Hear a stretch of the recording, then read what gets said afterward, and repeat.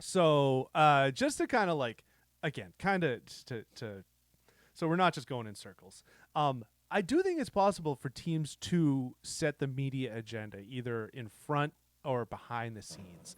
And one kind of example that I have of that is I think that Mike Vrabel has done a really good job early in his tenure of pre-communicating like what they're trying to do. I thought like ahead of camp last week, I know that Drake May kind of had a couple days that seemed kind of rough. If you really want to go there, but I thought beforehand, both in his public statements and then with some stuff that I have a feeling kind of came maybe from like Josh McDaniels with some of his existing background experience with the beat writers. It was kind of made clear that like, okay, like they're gonna do some different things today. Like they're gonna have the receivers do some different routes than normally would do. The defense is gonna do some stuff that like they're probably not gonna do once the rubber actually hits the road. And I feel like when when you did that, you diffused a lot of what could have become like the fur around Drake May throwing interceptions and all that kind of stuff. And I think that it's a really subtle thing, but rather than just fire accusations at the Red Sox and say they're bad at this and bad at this and bad at this, like, well, what is the answer? I think the answer is just a little more transparency sometimes can really help you control that agenda because it seems like, okay, yeah, okay, Drake may had a couple bad throws, but Vrabel did say beforehand that they were going to work on such and such, and sources within the offensive coaching staff said they were going to introduce some wrinkles this summer, just to see this, or the social media team is going to like release a video or something where you see that the play develop and you kind of understand how it happened, that sort of thing. There is a way that teams can help massage the narrative in the way that they want it to be set. I Yeah, think Bruce Cass. Oh, go ahead, Keegan. just the first thing I thought of when you mentioned we were going to talk about Vrabel is Vrabel not only has a pre-existing relationship with the media, but he's not in the midst of a power struggle with anybody above him. I think it's very clear that Mike Vrabel runs the show in New England. It's if you don't think that, you're not paying attention. In Boston with the Red Sox, I think it's the most obvious thing in the world that Alex Cora and Craig Breslow are currently in the midst of a tug of war, trying to see who really has the most power within that organization. And the June Lee story, spelt it out. Where on Roman Anthony's first day in Boston, the manager intentionally sabotaged him and threw him out in front of media and fans on the field to do basic, ground ball work when you're scooping the ball in the outfield and throwing it in. He made a mistake in that game, made him look terrible, really made the coaching staff look bad because what do you mean you're not in the development system look bad? Because why aren't you teaching the top prospect in baseball how to do the most basic thing you do in the outfield? And it said in the story he did it on purpose. Normally that would be done behind closed doors in the batting cage, just a quick little like, hey, here's how we do it up here. To do that intentionally, and I think there are plenty of things that Alex Cora either did or didn't do to make Craig Breslow look bad. I think he almost definitely wasn't being a good intermediary between a Latin speaking or a Latin born player, a Spanish speaking player, and Breslow, who doesn't speak Spanish. The whole thing was this is why we have a bilingual manager. He can kind of bridge the gap there. He has a great relationship with Devers. He should have a great relationship with the CBO. He didn't. I think it's pretty clear and obvious at this point that he wasn't doing what he needed to do. And I think it all stems back to the fact that he probably wanted the job that Breslow had. He's probably done sitting in the dugout every day.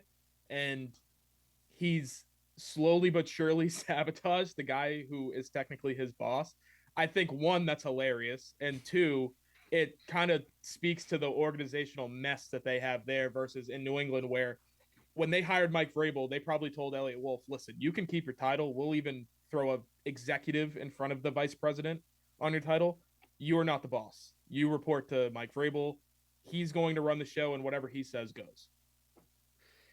There's definitely a power struggle. I think it's pretty obvious that Cora and Breslow aren't on the same page. And yeah, I mean, look no further than when they play like Romy Gonzalez over, a Meyer or whatever, and they're starting to scramble those things around. But I mean, Abraham Toro, to his credit, has been swinging a great bat. But Ben, it won't surprise you. I love Abraham Toro.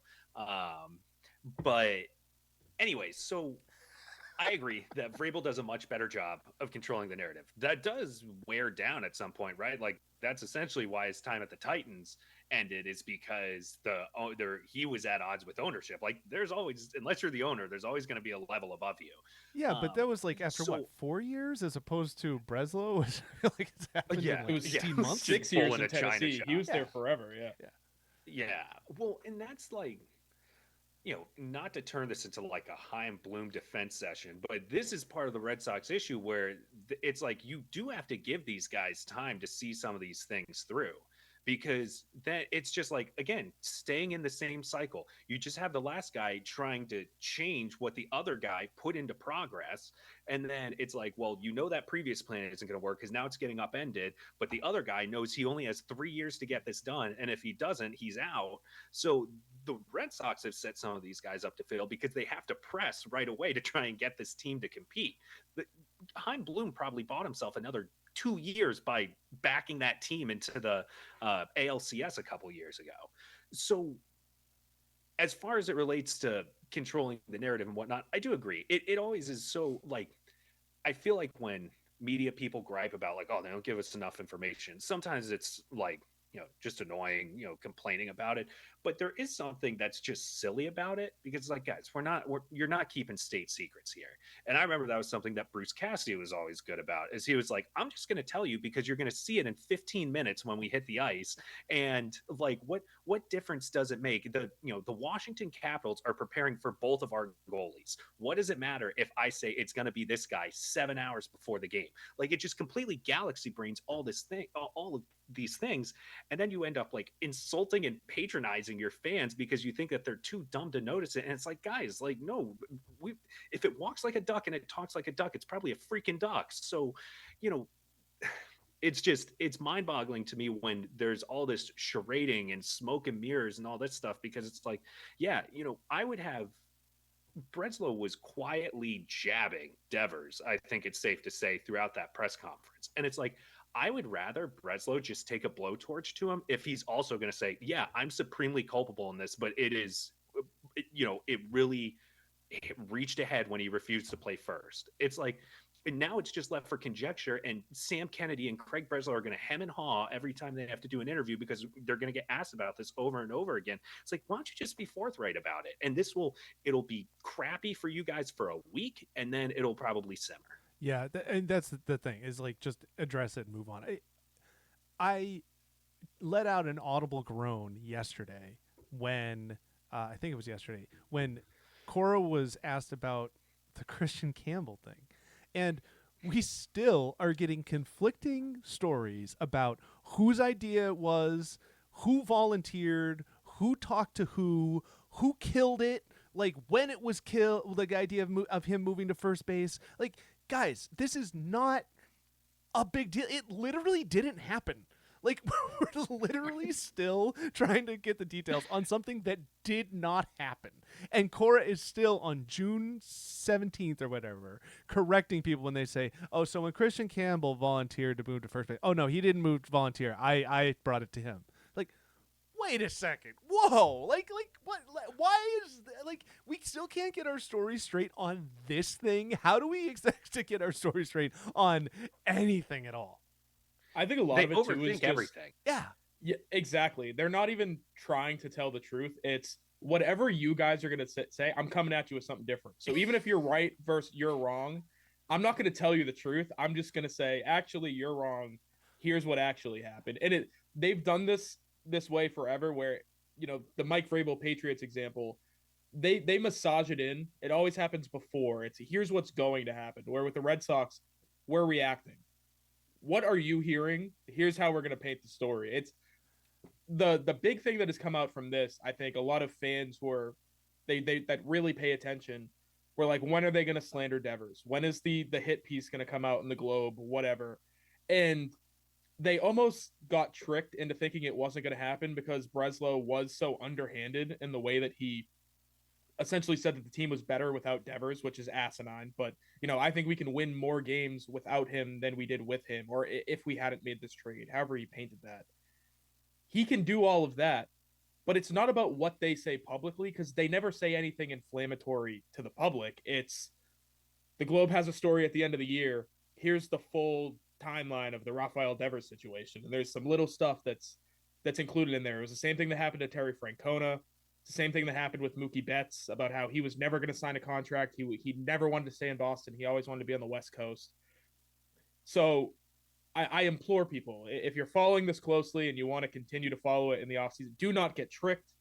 Do not think that they're not doing it, because I promise you, there will be some inflammatory comments about Rafael Devers somewhere at some point over the next few months. Well, and to the point about them always being on separate pages and just like talking over each other, essentially, like Cora had referred to Bregman as being a potentially Gold Glove second baseman, and then we never heard about it again. And so he took ground balls at second base one time, and then they moved him to third. Yeah, and that was it. So it's just like, that's why I have such an issue with Breslow and all of this, because Devers at least spoke his truth through all of this. Like, Devers was very honest and upfront about how he felt about all of these things. And so it was just bizarre to me to see Breslow like trying to run interference, and then Cora's caught in the middle.